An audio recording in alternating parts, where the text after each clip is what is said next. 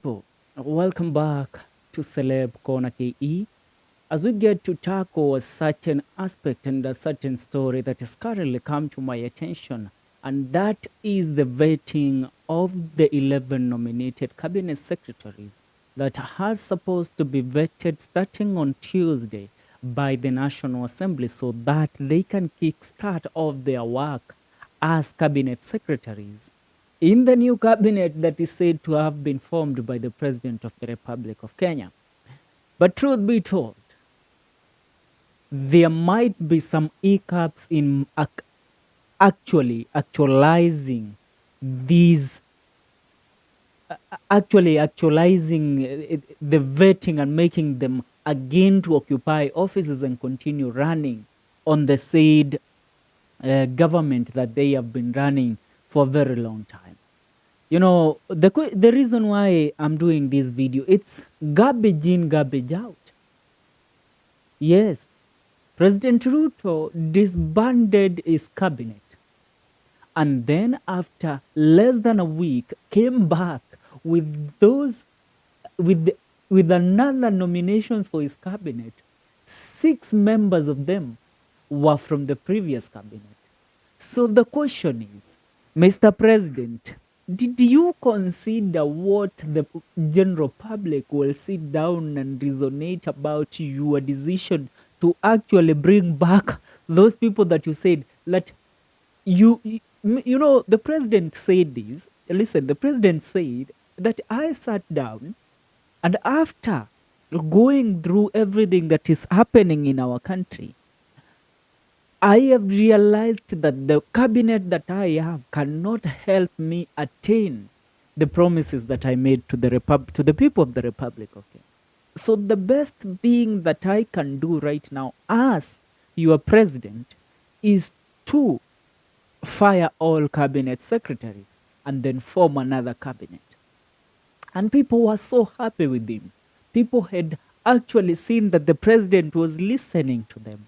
But the president came a few days later with a list of 11 nominations for the cabinet secretary and the attorney general. 6 of the members in this nomination are from his recently disbanded cabinet. So what the news that we are receiving right now, it will be very hard for the National Assembly to pass and actually go through with making these people cabinet secretaries again. Ask me the question why. Insiders have it that the president has been controlling the government with his muscles. He has been ruling with the muscles. And the MPs did not support, most of them were not buying the finance bill. But because the president controls them with the muscles and threats, they had to sit down and vote yes for the finance bill. And that is where they went wrong. Most of them lost their property after Kenyans went ahead to go on demonstrations against them and boycotting them, even attacking their businesses, attacking them. And they went ahead even to break into parliament. Now, here comes another query. Do you think these MPs will actually pass these 6 cabinet members again after the ordeal that they went through after voting yes on the finance bill? Most of the MPs waliingisha jeve, ukweli usemwa, waliingisha baridi.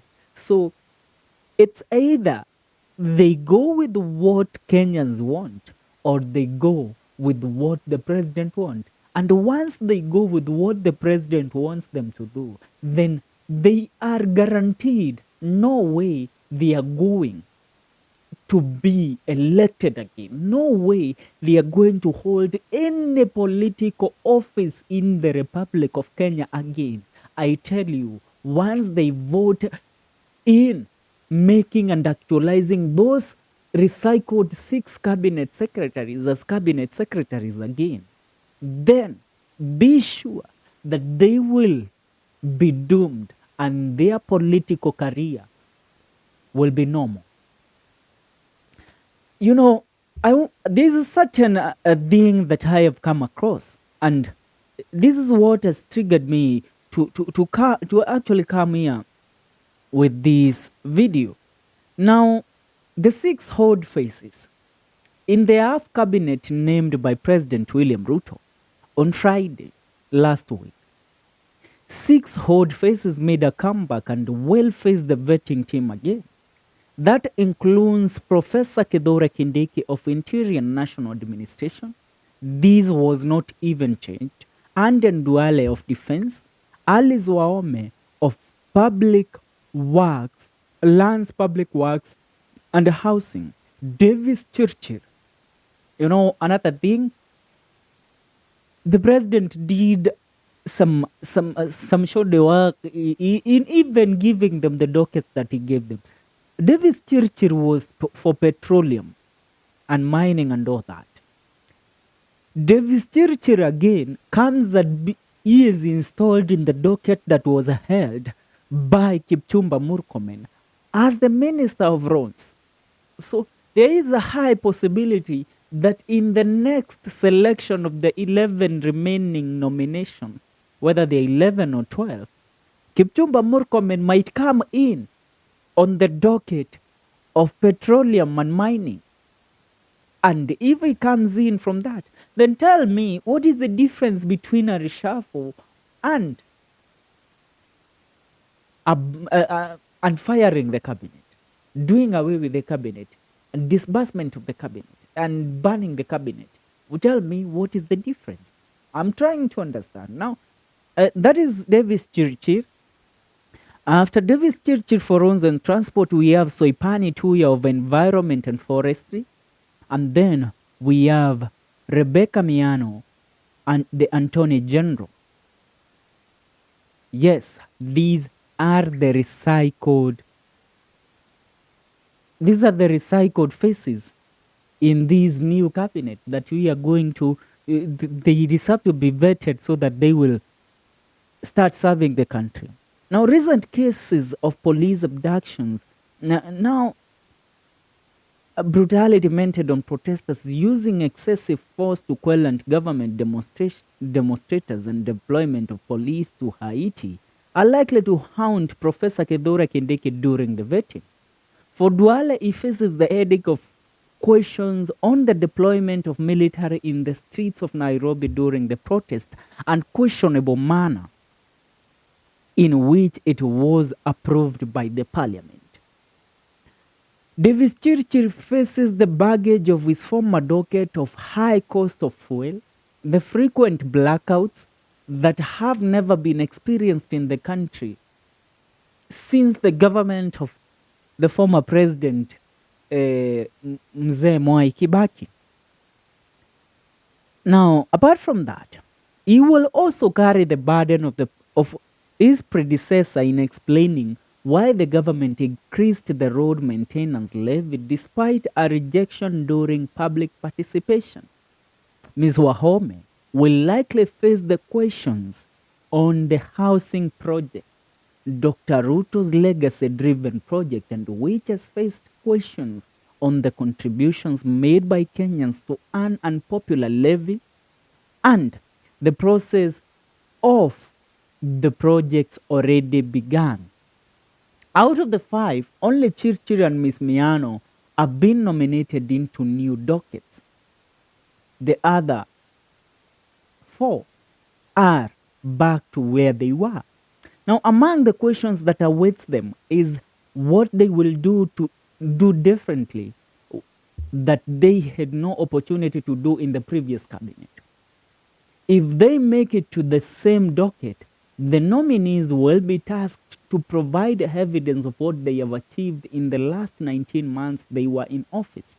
The wealth of those that will be reappointed will also be under microscopic scrutiny, as details of any increase of their net worth will have to be explained in detail. According to the report of the committee that vetted Dr. Ruto's first cabinet in October 2022, Duale was worth 851 million Kenyan shillings, which includes sheep, goats, 231 camels, and other assets. Professor Kithure Kindeki's wealth was at 544 million, derived from proceeds from legal practice, businesses, local and international consultancies, and churches, was at 482 million from salary, farming, and rental income.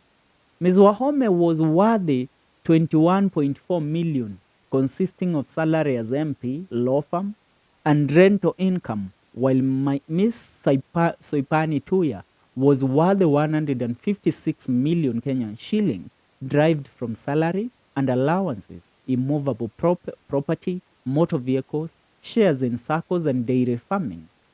Now, the public appointments, Minority Whip Junet Mohammed, who sits in the appointment committee, told the Sunday Nation that Parliament will do a thorough job this time and represent the interest of the people. We will do a thorough vetting. This time, those that will be reappointed will have to tell us what they have done. Mohammed said that. Now, they will be judged against their incumbency. We will put all their records there. He added Section 6, 7, and 8 of the Public Appointments Parliamentary Approval Act of 2011 provides that an approval hearing shall focus on a candidate's academic credentials, professional training and experience, personal integrity, and background. You know, when you look at this,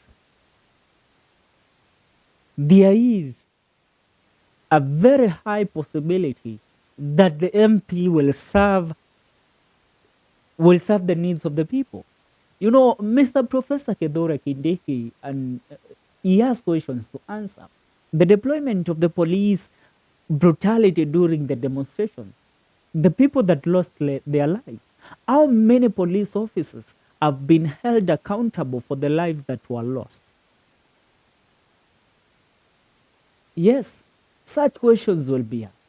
You know, people's lives cannot be compared with the property. That is one thing that we will agree on. A question that once you ask your president every day keeps on to deviate from the main question. Why should the police shoot and kill young men protesting? We remain to stay focused. We remain to keep our government in order. Now, a few key amendments have been made.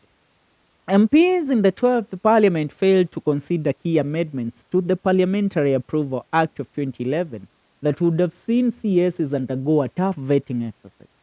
A move that is likely to give new CSs a sigh of relief. Among the proposals that were to be considered included having representatives from AECC, ELP, KRA, DCI physically present during the vetting to also ask questions. This was, however, shelved as some MPs urged that it shows Parliament has ceded its power to other agencies. But truth be told, do you think that there is a way that these people might not make it to become cabinet secretaries again? I want to hear your comment, because according to how we have analyzed the whole situation, there is a bigger possibility that some of them might be drawn out in the vetting process. And most of these cabinet secretaries are those that served in the previous cabinet. See you in the next video. Remember, this is Celeb Corner KE, and I am your #1 political analyst, F. K. Mwenda. Make sure you don't live without